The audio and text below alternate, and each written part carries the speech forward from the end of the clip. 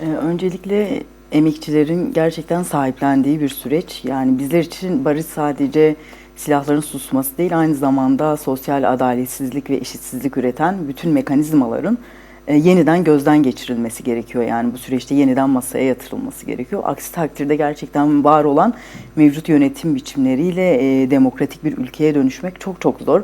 Bir yandan savaş sermayesi artıyor. Hegemonik güçler kendi savaş sermayelerini arttırıyorlar. Mesela ABD 800 milyar dolardan 1,5 trilyon dolara çıkarıyor yani savaş rakam. sermayesini. Bu şu demek oluyor, yani bu gerçekten dünyayı artık bir savaş alanına çevirecekler.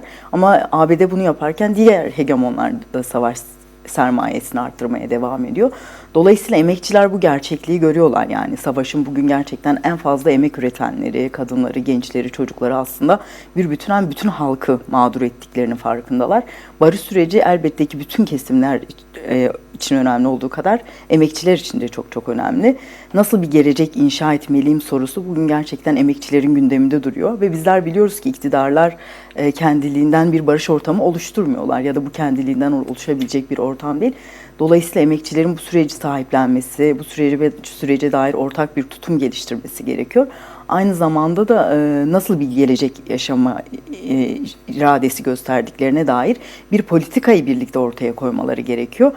Bizler mesela yani bugün emek mücadelesi ve toplumsal barış arasında da çok sıkı bir ilişki olduğunu biliyoruz. Yani bir ülkede toplumsal barış ya da demokratik değerler yerleşmezse orada gerçekten kalıcı barışın koşullarından ya da emek mücadelesinin, emeğin özgürleşmesinden bahsetmek çok sıkıntılı bir noktaya sürüklüyor bizi. Ama bizler şunu görüyoruz, bugün gerçekten toplumsal barış zemininin oluştuğu deneyimlere baktığımızda emek mücadelesindeki o değişimin, yani emeğin özgürleştiği alanlarda gerçekten bu barış sürecinin çok daha hızlı bir şekilde kalıcı hale geldiğini görebiliyoruz. Mesela Chiapas hala böyle çok kaygan bir zeminde, orada hala toplumsal barış evet sağlanıyor ama bu mücadele hani tam yerli yerine oturmuş değil. Ama orada da bir emek perspektifi değişti. Yani Yani tam bu emek noktada mesela mesela evet. süreç başarıya ulaşırsa bu emekçilere nasıl yansır?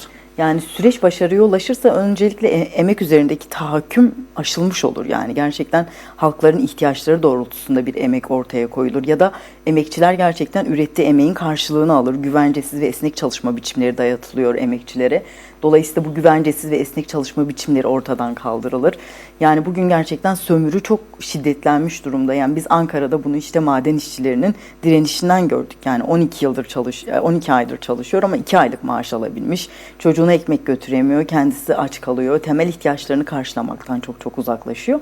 Elbette ki barış sürecinin yaşamsallaştığı bir yerde savaşa dair çok büyük bir güçlü itiraz geliştirip onu bir an önce gerçekten bu sürecin dışına atmak, hiç konuşmamak, buna dair söylem de kurmamak gerekiyor.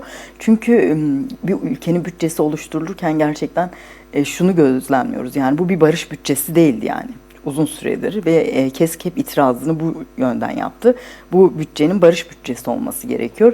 Çünkü barış bütçesi olduğu takdirde gerçekten emekçi karşılığını alabilecek, ürettiği emeğe dair denk düşecek bir karşılık alabilecek ya da daraltılmış kamusal hizmetlerden şu anda mesela kamusal hizmetler çok çok fazla daraltıldı. Çünkü bütçe ayarlanırken kamusal hizmete çok az bir bütçe ayrılıyor. Dolayısıyla bu bütçenin hani kamusal hizmete daha fazla ayrılması en azından emekçilerin de bütün toplumda yaşayan bütün halkların da kamusal hizmetten çok daha rahat faydalanmasının önünü açacak.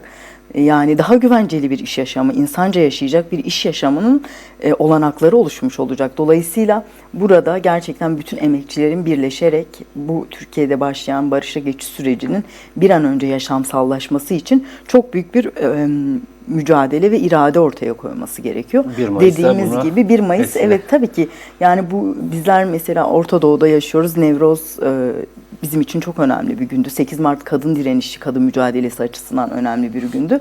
Dolayısıyla uzun bir süredir, yani bir yılı aşkın bir süredir gündemimizde barışın bir an önce toplumsallaşması gerekiyor. Toplumsallaşması için de gerçekten yani öncelikle insanların tabii ki bu sadece ekonomik kriz meselesiyle ilişkilendireceğimiz bir şey değil ama düşük ücretlerde çalıştırılmamalılar. işte her çocuğun bugün gerçekten kamusal eğitim hakkı olabilmeli. Mesela her yurttaş bugün gerçekten kamusal hizmetlerden ana dilinde faydalanabilmeli ve kamusal hizmetlerden eşit bir şekilde de faydalanabilmeli. Biz bunun gerçekten yapısal sistem içerisinde çok handikap oluşturduğunu da görüyoruz. Dolayısıyla demokratikleşme, barış ya da işte emeğin özgürleşmesi arasında yani sıkı bir ilişki var. Bunlar birbirinden bağımsız meseleler değiller.